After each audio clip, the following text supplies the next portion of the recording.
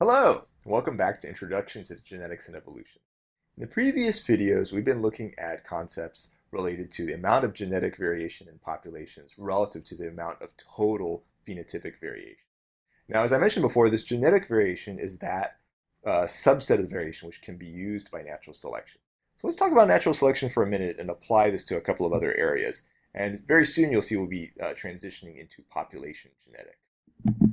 Well, natural selection is both non-controversial and, as I mentioned before, it is a mathematical inevitability. It's a mathematical inevitability if three simple conditions are met. First, you have phenotypic variation. We talked about phenotypic variation just recently in the context of quantitative genetics, and that would be that VP is not zero, that basically everybody doesn't look exactly the same in every way.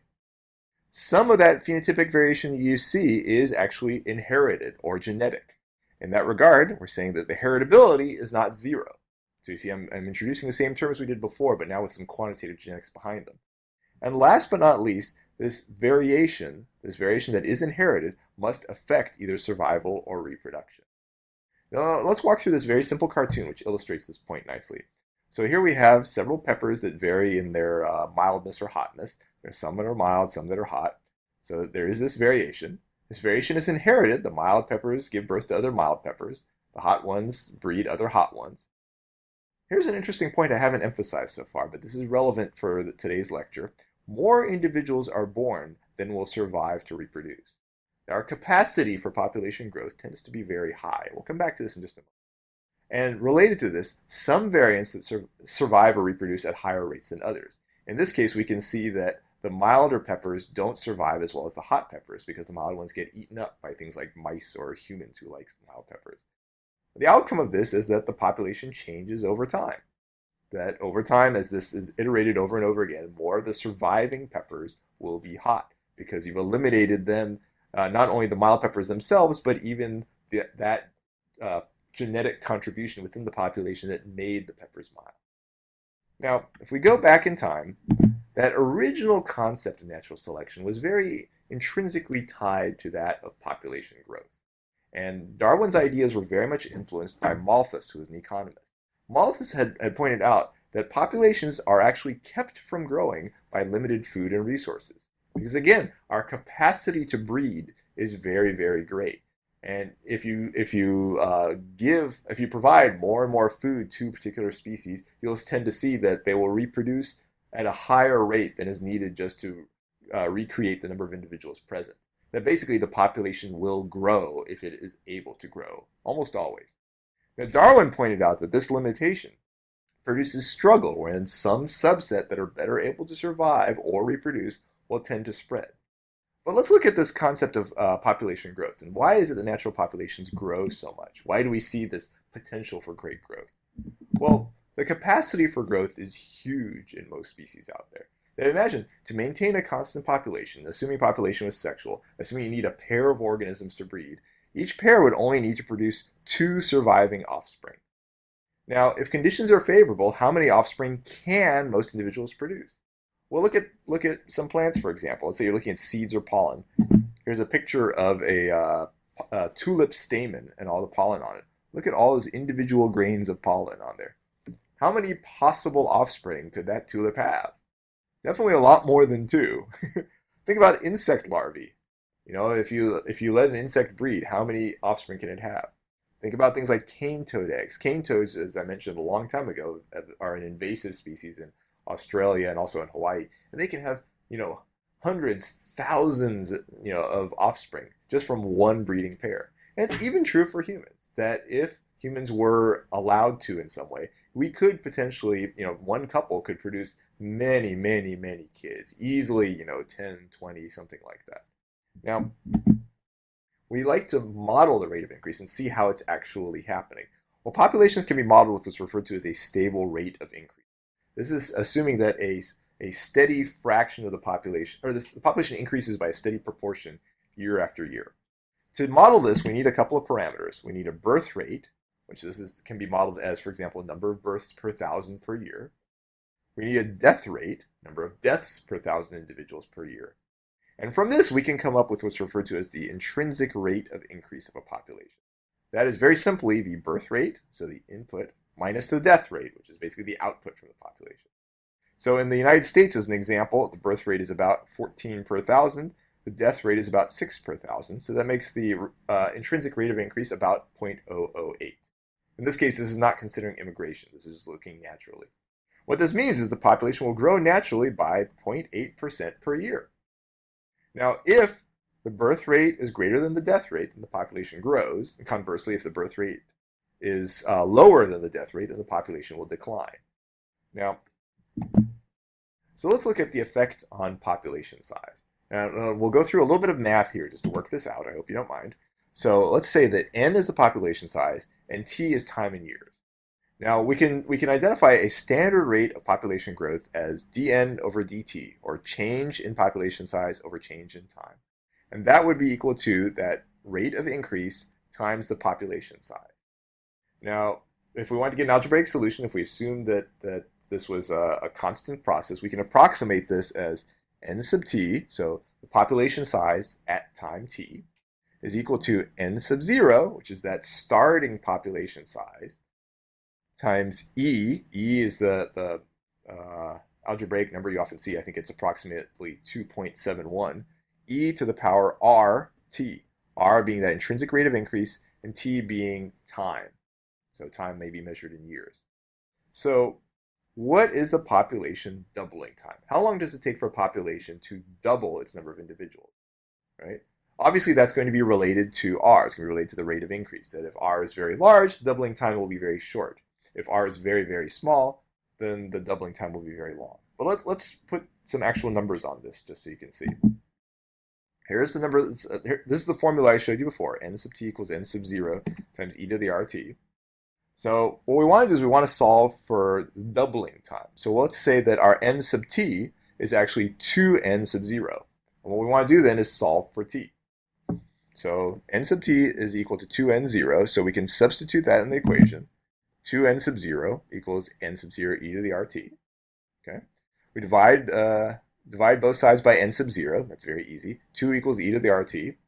Well, this is very simple now. We just take the natural log of both sides. All right, so we take the natural log, and we have natural log of 2 is equal to natural log of e to the rt. Well, natural log of 2 solves out to 0.693, and that's equal to rt. Now, I said what we wanted to do is we wanted to solve for the doubling time, so we want to solve for t. So we just divide both sides by r, and there we go. T is equal to 0.693 divided by r.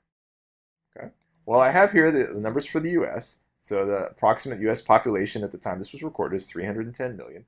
R is equal to 0.006. So what would the doubling time then be for the United States, just given its intrinsic capacity? Well, in the case of the US, it would be 0.693 divided by 0.006, because that's your R, which is equal to 115 years. So that's the time it would take for the US population to get to 620 million. That's huge. Now, 115 years sounds like it's a very long time from now, but really, it's just a little bit over a human lifetime. Well, let's try another one. This is a problem I'd like you guys to try. Notice it doesn't really matter in this case what the actual population size is to get the doubling time. You don't actually need to know n sub 0. Solomon Islands. Here's some numbers I got from Wikipedia. The birth rate on Solomon Islands is about 35 per thousand. Death rate is about 5 per thousand. Population size today is 500,000, though you don't need to know that. How long would it take to get to a million? How many years would it take to get to a million? Well, I'll let you solve that problem here on the question online. Well, I hope that one wasn't too challenging. Very, very simple problem. What we want to do is we want to calculate R. R, as I mentioned before, is equal to the birth rate minus the death rate. So it'd be 35 per thousand minus 5 per thousand, which in this case would come out to 0.03. So that's your R. So when we want to calculate the doubling time, say doubling time, in this case t would equal to R, or 0.693 divided by R, 0.03, which in this case comes out to 23 years. That's really dramatically fast, isn't it? That's changing the population on these islands from 500,000 to a million. So you're doubling the population size in 23 years. Well, we've seen a lot of population growth throughout the world, and I'll show you some pictures from a recent article in Science. This first figure shows historic and projected future population growth. So you notice that the world population was very low, and we start seeing here very, very recently, just in the last couple of hundred years, this dramatic increase in numbers of individuals.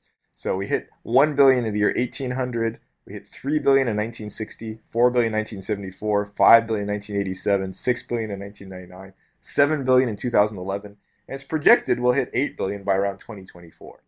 This divides it up by some countries, where you're looking at some of the developed countries, some less developed countries, Africa as a continent, China by itself, and India by itself. So this is projections up to 2050 in this case for world population growth. Now, interestingly, our rate of population growth has actually gone down. Now, we are still increasing. R is still positive, that the birth rate is still exceeding the death rate, but the amount with which it's exceeding it has actually gone down over the last couple of years. But it's still positive, and that's why we're continuing to see this very rapid increase. Now, this is something that several different countries have attempted to address. One example would be China. China, as many of you know, back in 1979 instituted the one-child policy. This shows you the population growth in China over time.